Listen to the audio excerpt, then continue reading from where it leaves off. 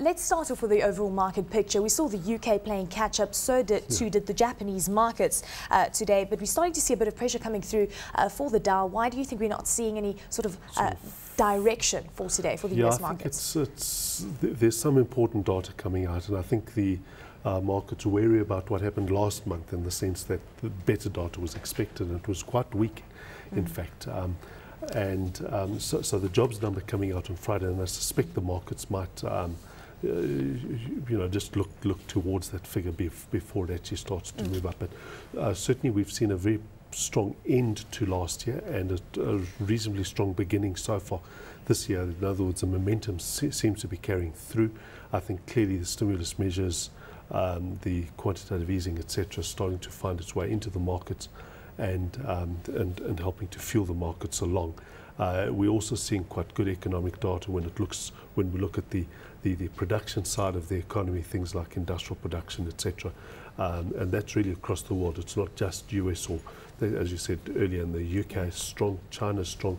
But on the asset side of the economy, the housing, that is still looking soggy. That we still need to see some turnaround. And that's a direct reflection of what is happening to the consumer at this point in time. Exactly. We kept talking about a jobless recovery. It seems that is going to filter through in 2011. A consumerless economy, we've got to actually see what happens, because that's why the jobs data becomes so critical.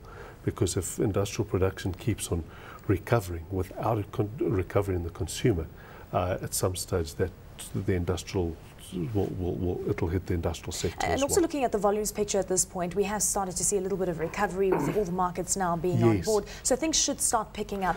Looking at the play between equities and the bond markets on a global level, I mean, we're also seeing the Fed buying up some of those inflation-linked bonds in today's session as well, which should be propping up the treasury markets in the US for quite some time. It should be propping it up, but so far since the actual advent of the quantitative easing too, late last year, the bonds have actually done exactly the opposite to what the intention is now,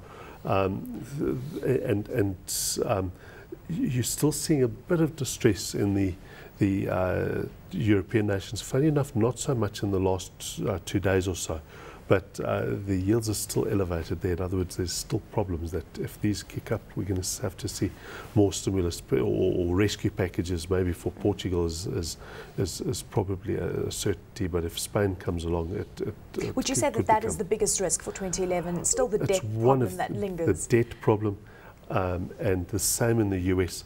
And debt and property go together. It's the collateral backing up the financial system, and of course those are the two areas that are soggy. That's the problems that started, and obviously government sovereign debt.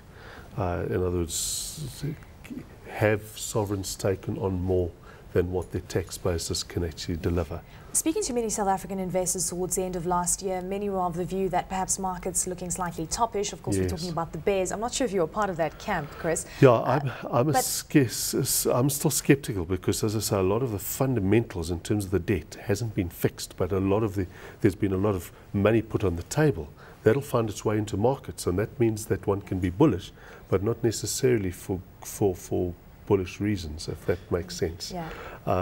So I'm expecting that equity markets can still extend quite a bit more from where, but one's got to actually look at the fundamentals.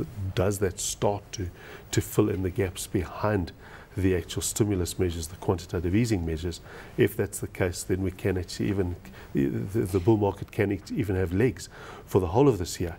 But, and then what levels would we be looking at for the JSE? Well, the point is if we take another 10-15%, you exceeded the high of 2008, and you're starting to really extend quite nicely. You're looking at maybe 36,000. So perhaps not so wise to have taken money off the table late last year. Late last year is the wrong time, especially when one looks at the mechanism that's behind it. The emerging market is still a very, very strong thing. You still have zero yields, and the intention of authorities in the US, Japan, etc., is to keep rates as low as possible for as long as possible. And growth rates are still tepid there. while they actually are surging in emerging markets. And in the developed world, you're still in the recovery phase. You've still got to get production levels and retail sales levels and that back to the levels that it was at the peak in 2008. Whereas emerging markets, Brazil, India, China, etc., have already exceeded their previous highs and are now in a growth phase. Their recovery phase is long over. It's now a growth phase that they're in as their growth starts to extend further. And that's the big difference. They've got yield and they've got growth. And the developed world is struggling for both. Chris, where do the resource stocks fit into all of this? We've had copper hitting a new all-time high today on the back of better than expected PMI numbers. And then you've also got the overall precious metal space looking relatively buoyant. They're looking buoyant. Gold is taking a bit of pressure today, but as we know, it's in a strong bull market. You buy the dips in a bull market, no matter what and when we say asset that gold class is you're slightly looking softer, at. It's still just below $1,400 exactly. an ounce. It's still very, very strong, and this is a pause. It'll exceed the previous high, and I suspect it's still going to be strong, especially if we see sovereign debt crises, maybe even credit rating downgrades, come to the table. You'll see precious metals and commodities still being supported by the hard assets. I am worried, though, if we are seeing burst bubble worries starting to come through in China, that may be a negative hangover or overhang over commodities. That said, we keep talking about how fantastically well the equity markets fared in 2010, and when you look at the Shanghai Composite, it's down 14%. That market may well be signalling, despite the strength of growth, it's what kind of growth you're getting. It's basically central planning, directed growth. And we must never ever forget the Chinese and Indian success stories was always about less government, not more.